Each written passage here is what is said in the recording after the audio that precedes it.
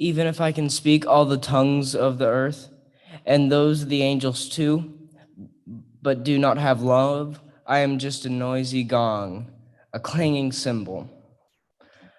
If I have the gift of prosperity, such that I can comprehend all mysteries and all knowledge, or if I have faith great enough to move mountains, but do not have love, I am nothing. I give away everything I own to feed those poorer than I, then hand my body over to be burned. I do not have love, I gain nothing.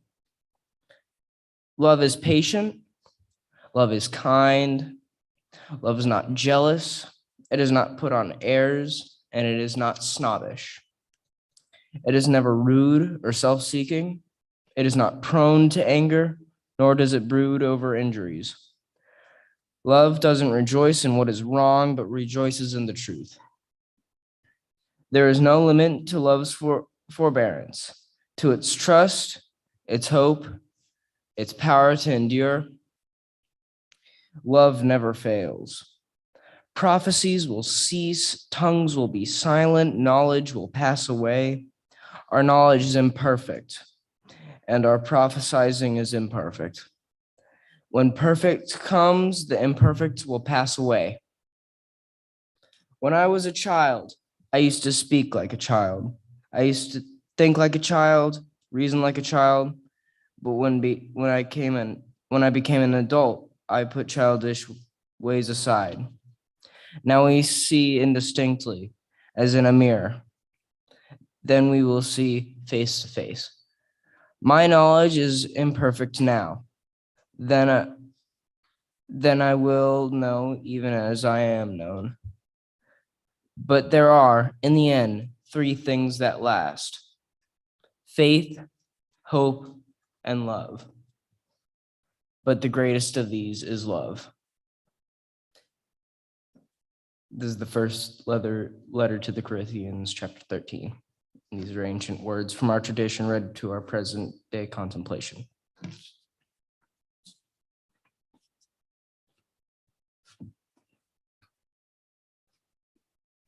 Good job.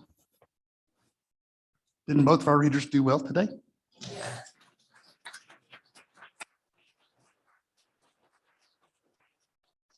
Not like the old folk. What is this word? I can't see. Thank you so much for being here. This is a weird weekend for me. You know, I'm not really thrilled with this much attention. I'm kind of like a snail on a hot sidewalk, but I'm enjoying seeing the people. I'm enjoying seeing the people that are part of the story from a long time ago that are back in the room and sharing this celebration with us. It's a strange feeling to look and see a big cake with your face on it. Like photographic quality of, you know, when you first started in ministry, and then, you know, the tragic, you know, ending. But it's even creepier when they slit your throat and cut you up. After the service, I was going out, and Yvonne was sitting outside, and he said, "Your eye tasted good." So.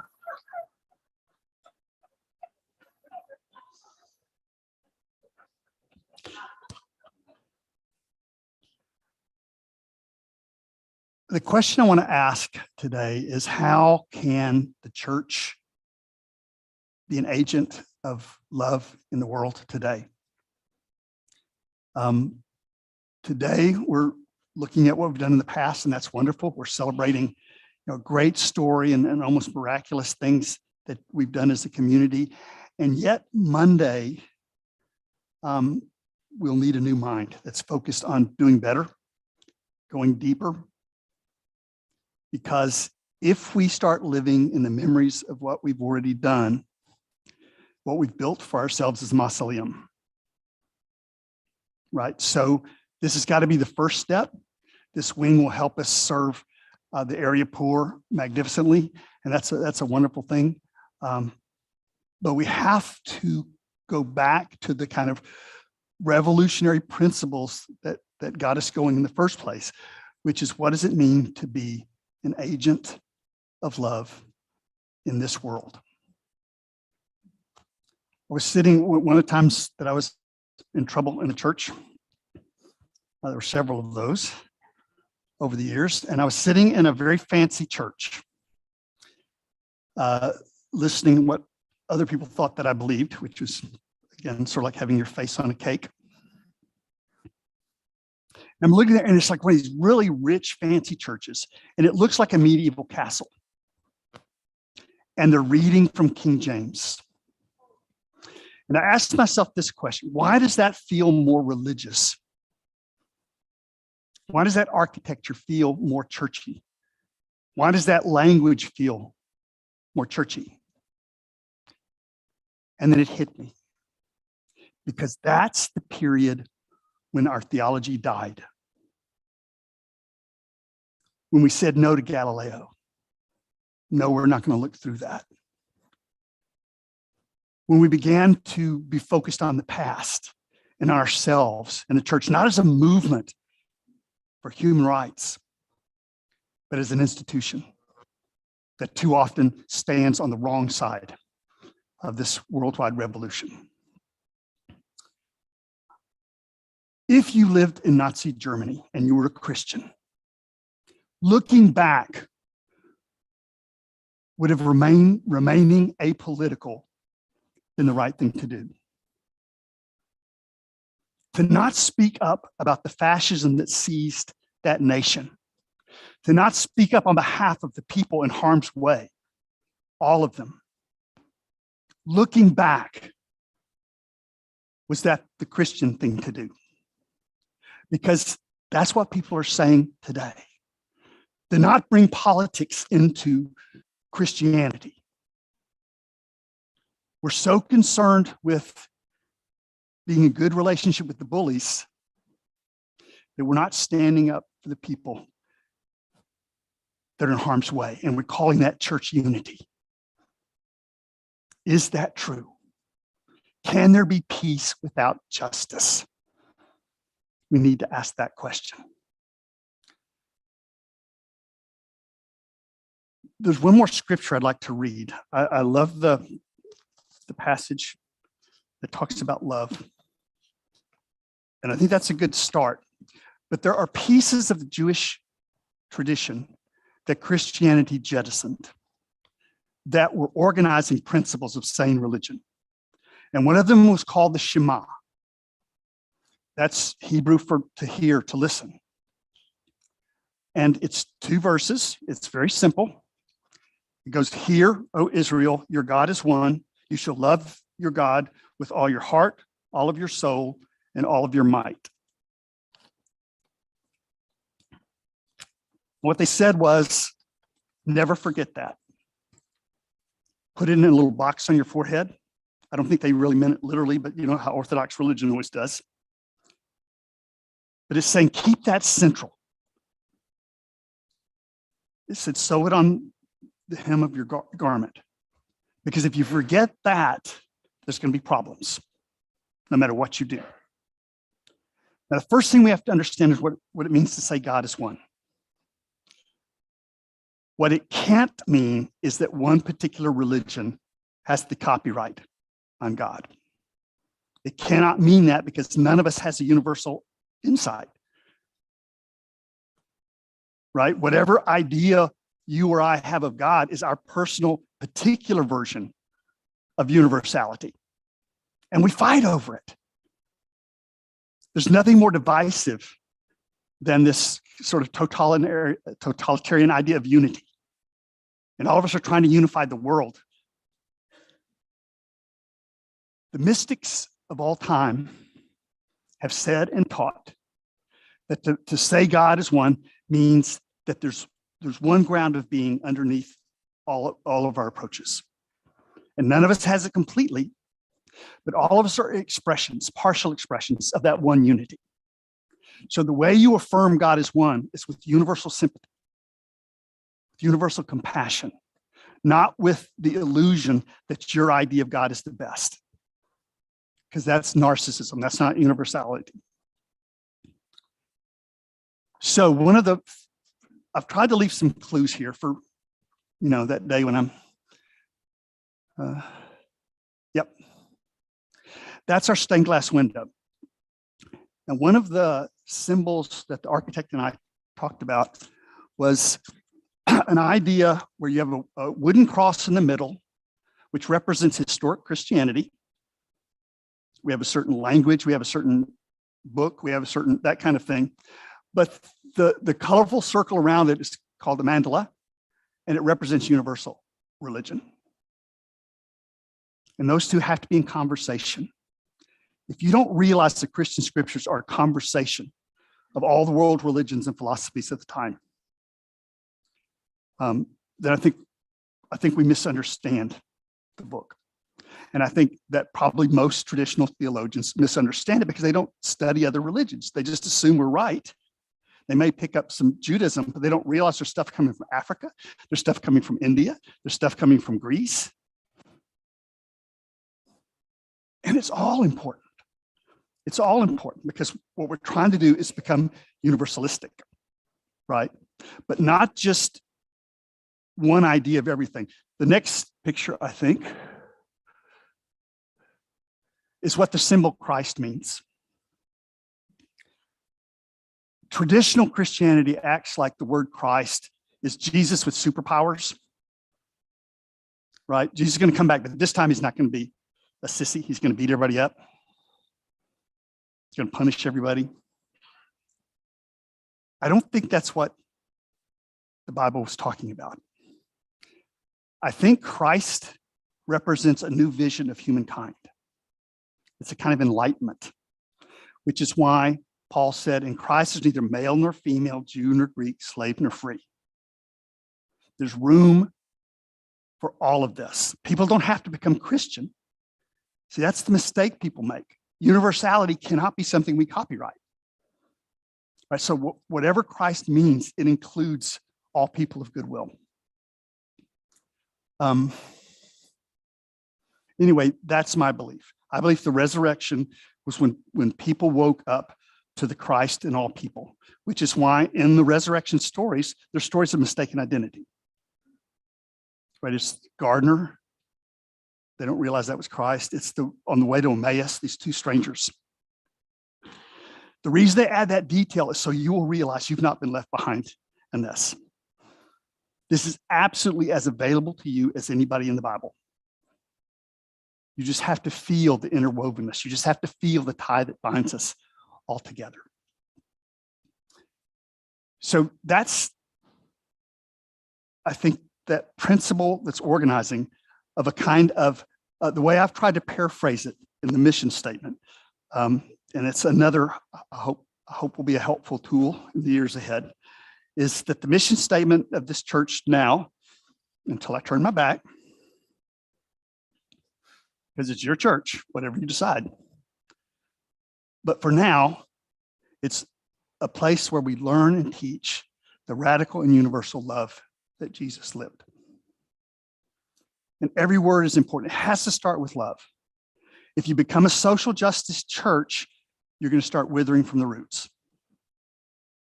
If it's not about love, love then becomes justice. It grows into that. But if you start with political issues, with social issues, and it's not coming from your sense of unity with others, it'll become strident. It'll become divisive. If it's not universal, it'll be divisive. If it's not radical, in other words, if it's not the roots, if you try to fit Christianity within capitalism, it's not going to work. Some people believe you can fit capitalism and Christianity. Okay, that's a debatable argument. But the idea is the love has to define what an economic system is. You can't say, start with the economic system and say, okay, I'll be as loving as I can and operate in this system. You can't say I'll be a good American and also be a good Christian and not realize those are in tension. So it has to be love, It has to be radical, I believe. It has to be your roots. It has to be that which you measure other claims with. And it has to be universal. So the first step is this idea of moving from the idea of a church as a sectarian body to the idea of a community that consecrates itself to the common good. That's what we need to do. That's what the sacraments need to wake us up for. The second idea that I get from the Shema is that we're supposed to love with all of our heart. Now think for a moment what that would mean. If you could absolutely love from your heart, if nobody had told you that certain loves are good and certain loves are bad.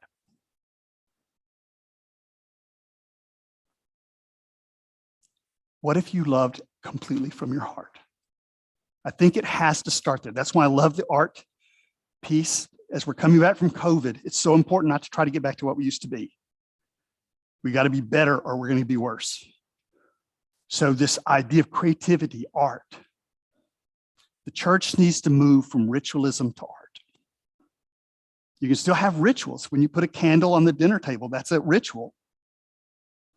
But if the ritual isn't bringing you to your own creativity, then it's hurting you. We used to have a preschool here, and I learned so much about compassion. Watching Jana Lester, I think she's coming to the second part. She's not here, I don't believe, but she'll be here later in the day. And she was absolutely an incredible teacher for me.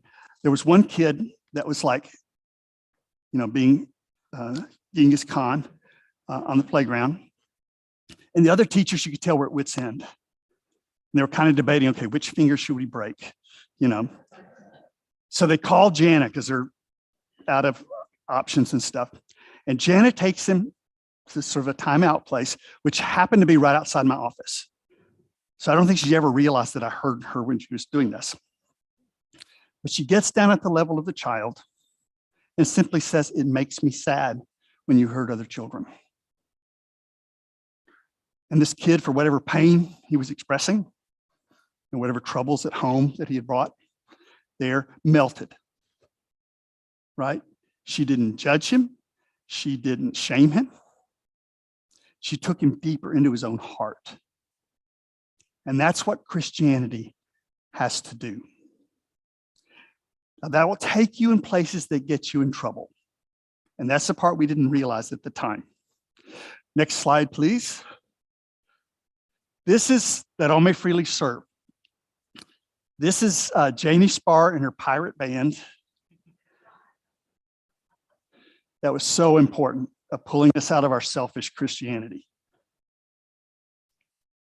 Janie Sparr was a woman who was ordained before she realized that she was lesbian. And the church didn't have anything to do. I mean, it's like there was no clause there. For someone who's already ordained, who's an out lesbian, what do? The boys were hysterical. And she went around the country. There was a church in New York that hired her to be sort of an ambassador, sort of a missionary on behalf of the LGBT community into the Presbyterian church. As Presbyterians, we love to send missionaries elsewhere, but we don't feel as good when they come here and call us to our own principles and standards. So she taught us so much, and it changed almost everything. Could we go to the next slide? I think, yes. Lainey's sick today, but she's watching online. So hi, Lainey. That's our beloved Eileen Dunn, who's no longer with us. This was a day in Texas where it became legal for same-gender couples to be married. So MCC calls and says feverishly, "Can you come down?" And we all rushed down to do these weddings while it was still legal because we expected the governor to do his thing. And it opened us up to a deeper, wider, more wonderful idea of love. When I was first asked to do same gender, I kind of freaked. Like, do you declare husband and wife? What do you do? What do you do? And what I realized is when I put my sexism aside, there wasn't a problem. There wasn't one problem. As soon as I stopped projecting these gender roles on people, and it changed how I do opposite sex weddings. It's about love. It's about the dignity. It's about what's in somebody's heart, not how they do things in the bedroom. So this was a great gift to us. What it reminds us is, this is what woke us up, starting with the heart. When you let love rule in your heart, it takes you places you wouldn't predict. We didn't plan on this.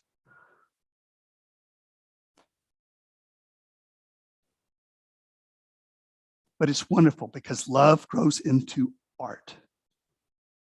So to love with all of your heart means to find your creativity, to silence those voices inside you that shut you down, that shut your heart down, and do things because you love them, not because somebody else approves. That's what will bring love into the world.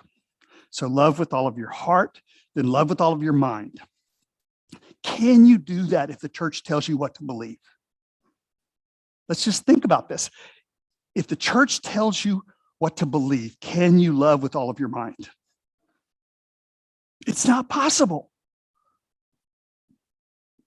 It's not possible. The worst mistakes the church has made, well, that would be too grandiose. That would be hard to measure. One of the great mistakes is when a time of new science happens, to look at the Bible to get the answer. Another kind of a helpful kind of symbol of the church. I would like an old-timey telescope looking out one of the windows as a reminder of when the church refused to look through Galileo's telescope, so that we never make that mistake again. Right? And in our day, there are theologians afraid to look through the microscope and realize that sexuality is a continuum. It's just not true. Nobody gets their astronomy from the Bible anymore, or very, very few people. It's even dumber to get your ethics based on first century guesses about what's, what is right, what's wrong, we have to love with all of our mind. I don't know if you remember when we got in trouble for having an atheist join the church, but that was another important moment.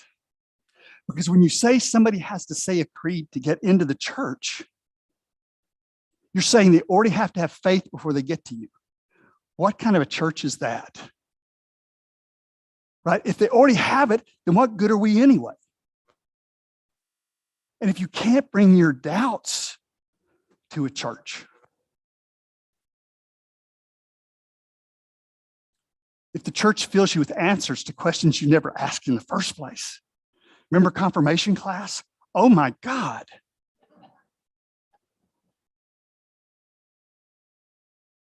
Do you remember just kind of getting quiet and say, I'm just going to survive this. I'm going to do my turtle thing. I'm going to go in the shell because the adults have a need. But thank God that didn't shut down your heart. You still, your mind, you still ask questions. And that's the heart of spirituality, the questions, not the answers. The answers change over time, but the great questions of humankind have the same, been asked since the cave days. Who am I? Where does value come from? Can I trust life? Those are the great beacons that guide us through life.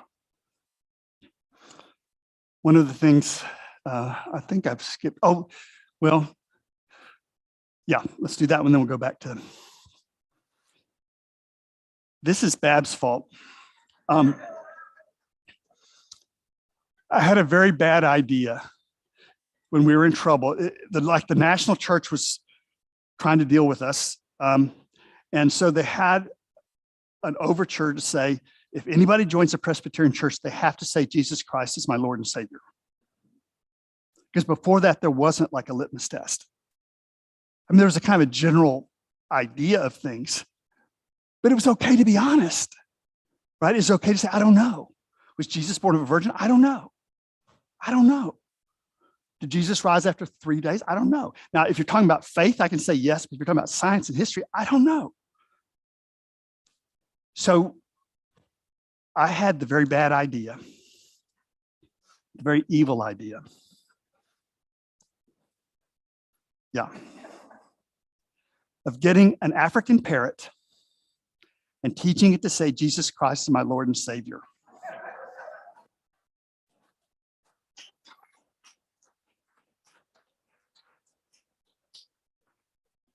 And accepted in the church as a member.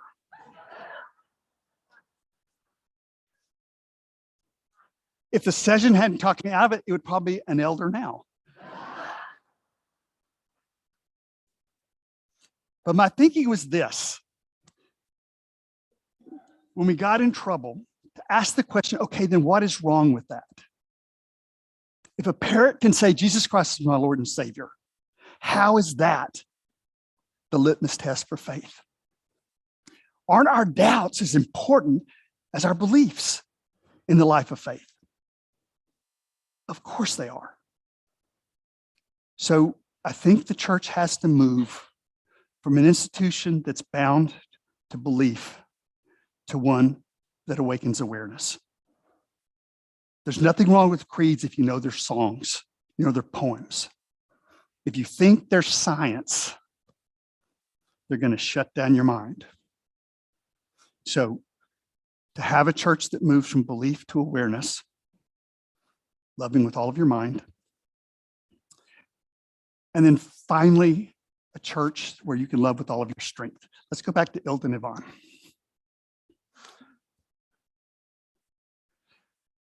Like many of you, I'd studied what the United States did to Guatemala. If you don't know, please study it.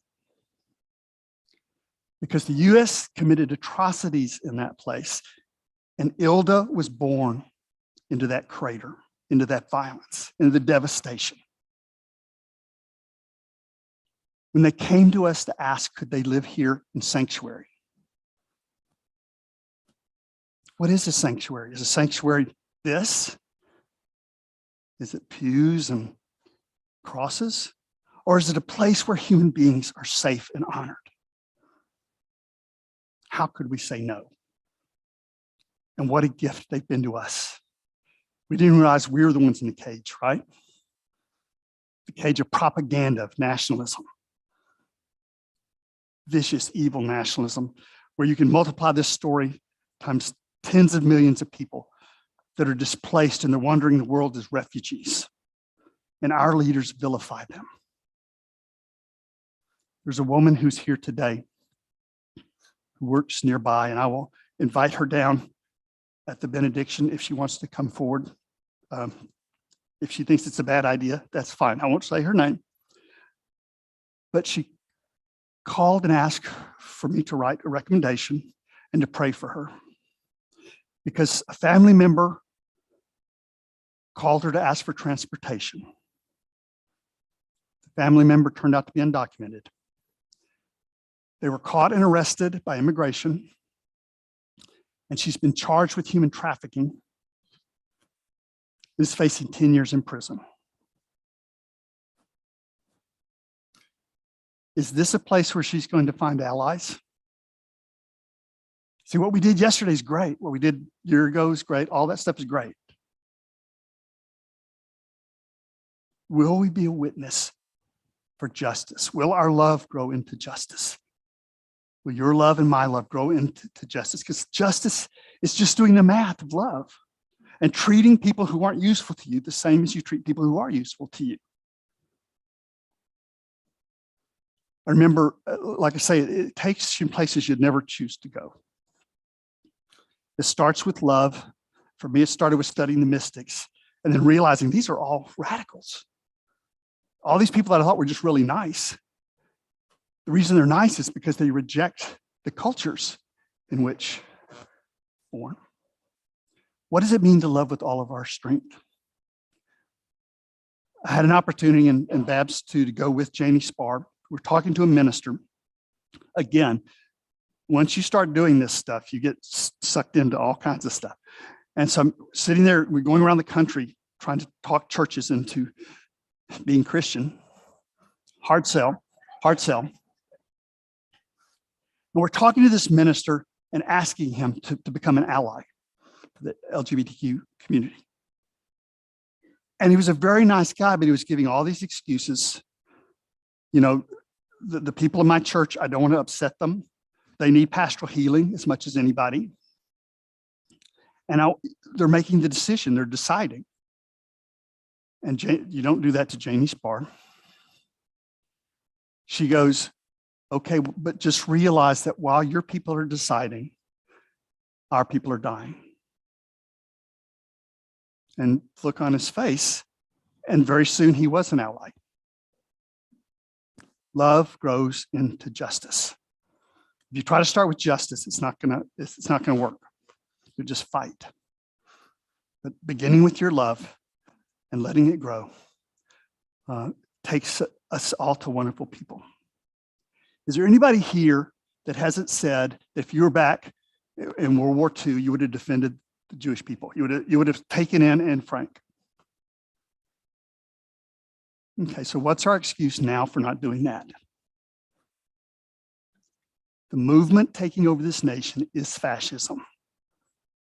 And the church playing, just playing footsie with that. You have the people who've joined hook, line, and sinker in fascism and use Christ to express that. And then a nation of silence. There are wonderful exceptions to that. But what would it mean for your love to be expressed with your full strength? What would that look like? One of my favorite pictures, I think this next one is it. Yes. I love that.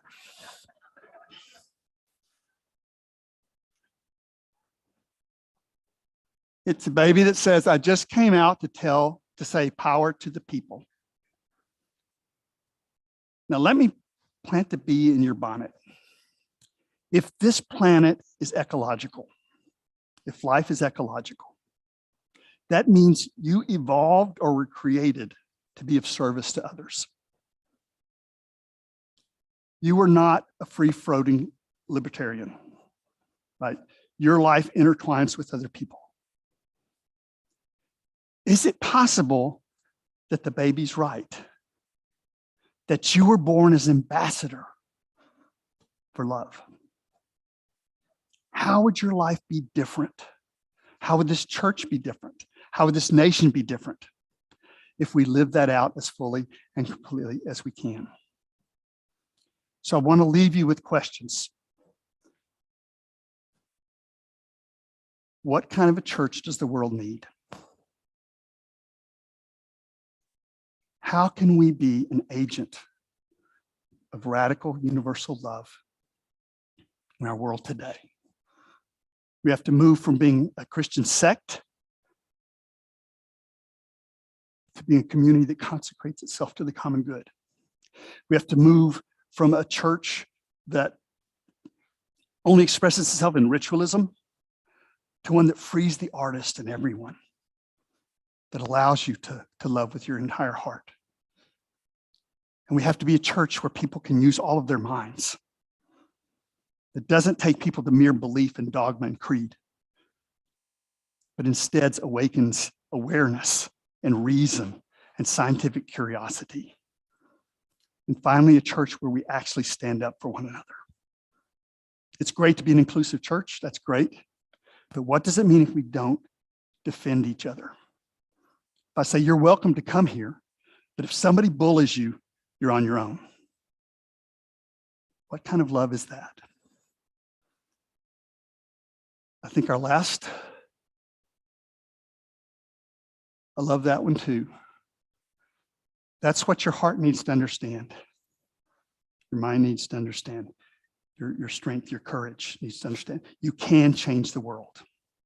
One of the strangest days of my life, I get a lot of credit for stuff I didn't do. I'm sort of more like the flotsam and jetsam of history. I just get swept along with things, but a woman minister came up to me and said, could we do a pro-choice movement in Austin and get clergy to sign it and get a half-page ad and kind of redefine, because everybody thinks all of the Christians. So I got credit for that, but I didn't come up with the idea.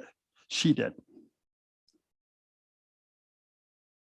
We did this, and one day I opened the paper, and the Right to Life movement that had bullied people for decades in Austin was moving to, I think, Corpus Christi to bully them there. And they said because the churches didn't support them.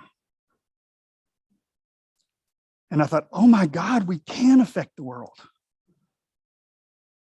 Right? Oh my God, we can change the world. Maybe not completely, but what we forget is every word you say, every intention, every small deed. It can be really small, but when it's done in love, it multiplies in ways that you cannot measure. So let me close with this. And again, I'm inviting the family that's facing the prison. You don't have to come now. Don't come now. But at the benediction, if you're comfortable, I invite you down. When they asked me what present I wanted for the 40-year anniversary, wasn't cake with my face on it.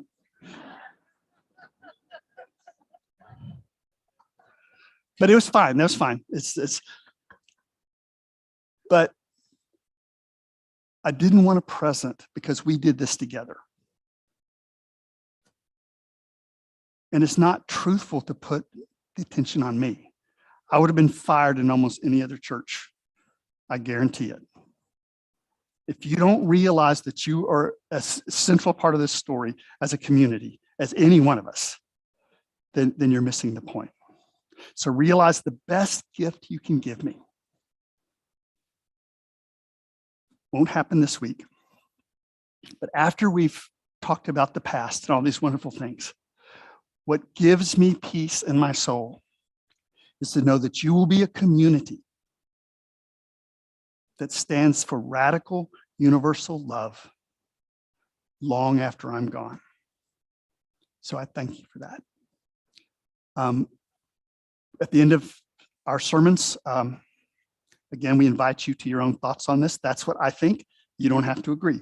So this is a moment where you can think about how you would understand our passage.